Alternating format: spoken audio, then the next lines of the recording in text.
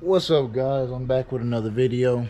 Today's gonna be a little different. I'm actually not gonna be twisting wrenches, but I'm actually about to be talking. So currently it's already February 2024 and I have not put out a video. Now, mind you, I have been working on my video that was supposed to be for at least January, but it's taking a lot longer than I thought.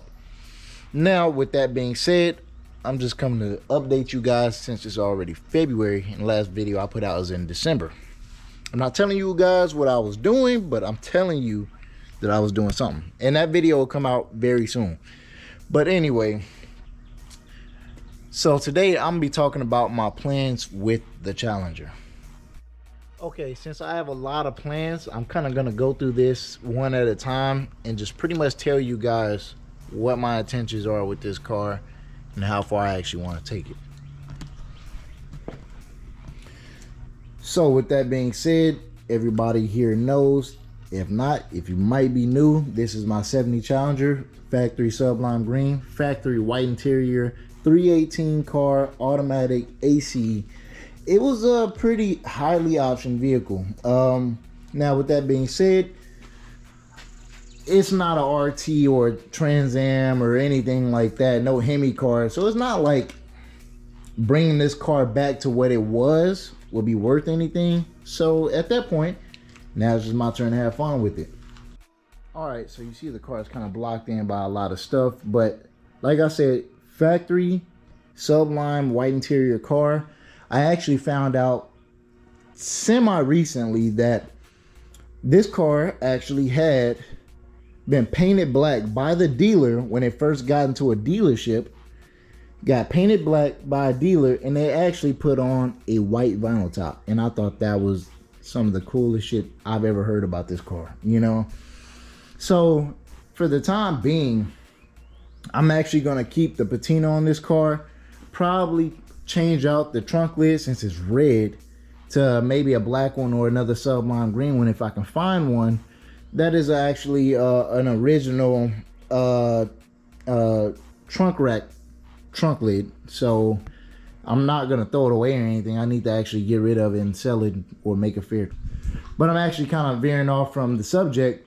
So today we're actually here to talk about, like I said, my plans with this car. All right, guys. So you know what? I'm gonna just start with the drivetrain. So currently there's this 318 right here. That I actually bought with the vehicle. It came with the car, and I actually set it in here just to store the vehicle because the car is not at my house, right? I was in Washington, I was in the military, now that I'm back home, yada yada, right? So this 318 is actually held up by a jack stand right now. There's no transmission in here. I think this is a 904, and I'm probably not going to use it. You can see this thing, when I first got it, was literally buried in the dirt. You can see that. Now, like I said, I'm not using this setup. I'm not going to use the 318. I actually plan on big block swapping this. And if you guys remember from a couple videos ago, the big block that I have is a 440 that's bored 30 over. Now, it has to go to a machine shop, has to go get sonic tested and everything. But my goal for that car, or my goal for this car, I would like to make 500 to 600 crank horsepower. That's not wheel, that's crank. I think that would be more than enough for what I personally am asking, because I have not drove anything that fast, and this car would definitely make me pucker. Pause. Hey yo. Anyway, 500 to 600 horsepower drivetrain. And I'm actually thinking about a different transmission. All right. So the plan is, obviously, this thing probably has I think it's like a 7 3/4 rear end. I don't know too much about Mopars. Don't crucify me in the comments. But I would like to replace it with an 8 3/4 rear end. And with the big block, I'm actually thinking about a GM transmission. I'm actually thinking about either a 4L60 or a 4L80, right? And believe it or not, I'm actually leaning more towards the 4L60. And the reason is, obviously I have the 727 option, but the 727 is only a 3-speed. Now, with that being said, I would really like a 4-speed auto car again, just like with the Bel Air. Put a ratchet shifter in there, everything. Pretty much same shifting setup as the Bel Air. Now, with that being said, I could easily throw a 4L80E in there, call it a day. Oh, actually, hold on. It would not be that easy. I've done some research, and there's very few people that's put a 4L80E in there. One, you have to cut the bell housing or get an adapter, which is like a couple grand. And on top of that, the transmission is just so big that you have to redo the whole trans tunnel. And when I tell you that thing is huge, it is way too big. Also, they make you cut the cross member for the torsion bar locations and all of that for a 4L80. I really don't want a 3-speed, so 727 is kind of number 2 on the list. But for the most part, the reason that the 4L60 is on my list, you can remove the bell housing, for one. 2, the adapter, like the other bell housing, I think it's like $1,200 or something like that. Now, don't get me wrong, that's still expensive. But yes, it's a 4L60. It's way smaller. I wouldn't have to cut the torsion bars in that location and all that type of stuff. It's actually a little bit, I think it's either around the same size or a little bit smaller than the 727 lengthwise. So it actually wouldn't be that much of a difference. And they make kits, like I said, to adapt a 440 big block Mopar to a 4L60 transmission. So all I would have to do is build the transmission, probably overbuild the transmission or find one, buy one, whatever, and get the adapter kit and bolt it right in. So I think that would be really nice with the 8 3/4 rear end. Still gives me a 4-speed auto, still gives me the ratchet shifter, and it's just perfect. You know, perfect for what I'm looking for. So yeah, that's something that you don't hear very often, but I'm actually thinking about a 600 horsepower 440 with a 4L60 transmission. Now, moving on from drivetrain, I'm actually also thinking about running coilovers, right?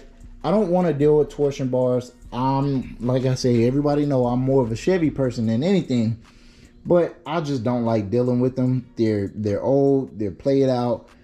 I'm honestly thinking about just going coilovers, just because cut the middleman, cut all the problems, just go with something that's adjustable, something that's easy to deal with, you know, pretty much a one and done type deal, and it'll ride way smoother. I don't know exactly what brands there are. I know obviously there's QA1. I think there's like one that's called like Global West or something like that. I don't know the exact name. Don't kill me. But yeah, I'm actually just thinking about swapping this thing over to coilovers and calling it a day. Step 3 of the plans. I'm actually planning on disc brakes. I want disc brakes all around, obviously, because it's safer. I don't even have to go through that. And on another note, so this car was, like I said, factory sublime green, factory white interior, AC car, stuff like that. I actually would like to put power steering back on this car. With that being said, I'm actually thinking about doing electric power steering for this. Now, they make kits. I've seen the kits, and they're very expensive. Mind you, I made an electric power steering thing for my Chevy Bel Air, which cost me less than $200 to make. Now, it is going to be a pain if I even decide to go that way. If I'm already only aiming for 500 and something horsepower, I don't want so much taken off the accessories. Also, with that being said, obviously I gotta have a compressor, condenser, and all that type of stuff, and it's gonna be belt driven on the AC. I would like to do something else about that, but I have no idea right now. So I'll fix that when I get there, you know.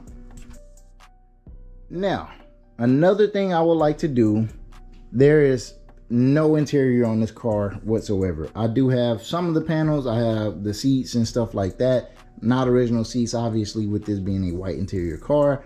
But I would like to put a digital dash that looks factory in there. So maybe Dakota Digital. There's another brand I can't remember off the top of my head, but they make some really nice dashes and like really nice gauges and things like that. So I'm actually thinking about doing that. I would like this car to be, so I would actually like this thing to drive like a modern car, but still look original. You know, I don't want the interior completely modernized. The only thing I might change about the interior is maybe, and that's a maybe, the seats. If I can't customize them the way I want, I might do the seats and the dash. And those are the only two real things. Yeah, so I actually forgot to mention a important factor, but I actually want to make the 440 fuel injected. I want to make it fuel injected with the Holley Sniper. It's like a TVI setup. Everybody should know what that is. With the inline pump, shouldn't be too difficult. Pretty much like the setup on the inline pump, like I did the Bel Air. Shouldn't be too much different. Maybe a lower grade pump, but other than that, it shouldn't be too bad. All right, sorry guys, getting a little sidetracked, but yeah, I actually want to make this thing fuel injected. I already talked about coilovers. I don't know if I have, but I do plan on doing disc brakes. Shouldn't be too much else I should say about that. Now, also power steering. I'm thinking about the electric power steering, but I'm not 100% sure on how and when or if I'll even do that. AC, I would like to put AC back in the car, but we'll see how that goes. I plan on doing something a little different with the AC, and hopefully I can make it work. Never seen it done before, so I want to be the first to do it. So I'm not going to tell you guys what it is. So I would really love, right here, I have, this is what I believe a 71 Challenger console. Correct me if I'm wrong. I'm not 100% sure, but that's kind of what I think I've been hearing. I actually want to put the ratchet shifter through that thing, and I think that would be really nice. With that being said, like I already said, interior is not going to have nothing insanely crazy, just a couple little light modifications to a few to complement the original factory stuff. I think that would be great. And honestly, I think that's what that's what the build is going to be. It's not going to be nothing crazy. It's going to be back to factory white interior with an auto meter or a Dakota Digital dash. Sorry about that. With some either stock factory or slightly modified bucket seats, also white. I'm keep the patina because I love the patina on this thing, even though it's not all the same. I want to keep it. Big block 440 with probably a 4L60 transmission to an 8 3/4 rear end, and I think that will be a really good setup. Now, don't get me wrong, I'm not 100% sure on the specifics on the engine that I'm going to build, but I'm actually thinking about just doing, like I said, a 440. Thinking about some aluminum heads. I'm not sure what kind yet. Big cam, aluminum intake, Holley Sniper, headers. According to what people are saying, oh yeah, like I said, it's also bore 30 over, so maybe some taller pistons to bump the compression up. I should be well over 500 with that. With those modifications. Now, mind you, it's not cheap. This is not what seems to be a cheap build, but that's what I want. I would like a 440 built that way. If I can have it cheaper, I'll do it cheaper. But if I can't, I'll just wait and I'll save and do it right the first time. Now, I think I pretty much covered everything for this car. That's pretty much exactly everything that I was looking to do for this thing. Nothing insanely crazy, no crazy one-off type of stuff, but it might have a couple of one-off pieces here and there, you know. I actually even thought about building this 318 and actually even pro charging it. I think that would be insane. That would be cool as hell to do for this. I'm just really a huge fan of pro charging, like cars. If it was turbo or supercharger, that's probably my option, you know. Supercharger, I love superchargers and pro chargers to make everything even sound better. So kind of had that idea in my head, but I was like, you know what, maybe I should just save my money from this and just start building the big block and finishing up this with that. Oh, I didn't say anything about sound systems or nothing like that, but I actually like to put a sound system in here. Nothing, obviously nothing crazy. I'm not about to put two 15s in the trunk or something like that, but you know, a decent little sound system, probably like maybe one 10-inch sub or something in the back with a small box, and maybe, I don't know, it's probably a single DIN, but like maybe one small single DIN Bluetooth, you know, radio, nothing crazy off of that. But yeah, I mean, I think I pretty much went over everything for this build and what I would like to do for it, the things that I'm ready to talk about with you guys. Now, as for the Bel Air, everybody's seen the progress on the Bel Air. Everybody's seen how far that has went. Now, with that being said, it's not stopping there. The Bel Air is not going to end there just because this is what you've seen so far. I'm not with the Bel Air right now, so I can't, it's kind of hard to, you know, describe everything, but I would like to do disc brakes for the Bel Air. I would really like to tighten up that steering somehow. That electric steering is nice, but that manual box, even though it's a brand new box, still has a little bit of slop in the plate, like a little bit of play in the steering wheel, and I don't like that. So I would like to do that. Honestly, I'm honestly thinking about upgrading the suspension on that as well. It is way too soft for my liking. It is soft. It floats like a Cadillac. It floats like a boat. It's nice at times, but whenever I am literally rocking on every little curb or every little bump in the road, it's I don't like it. So, like I said, better brakes, better suspension for the Bel Air, and I'm actually also thinking sound system sometime soon. I would like to redo the suspension at least to tighten up the steering and stuff like that before I actually get a tune on it. And mind you, right now it's still running on a base tune on a Holley Sniper EF, whoa, not a Holley Sniper, a Holley Terminator X Max with the 5.3 and the 4L80E that I have in there. It's running on the base tune, it's running nice, it's pretty quick, you know, for a cam only 5.3. However, when I actually hit it on the gas, that thing is all over the road. I am literally all over the road because my suspension is so soft, and the wind and everything, it just likes a, it gets squiggly. I don't know if that's, it's getting wobbly, squiggly, it's getting all that. So I don't like that. So we actually probably just gonna do the tune after suspension, maybe even after brakes, because I don't want to make this car faster and not safer at the same time. Like, it don't make no sense to me. So I would like to do that first. I've been thinking about sometime in the relative future, maybe a paint job. Obviously, I'll probably be doing it myself. I'm not paying somebody $20,000 to paint my car. Now, me being the average person, you know, with average stuff, I don't have YouTube money. I don't have all that. I can't pay $20,000 for a paint job, you know, for a beater, a daily.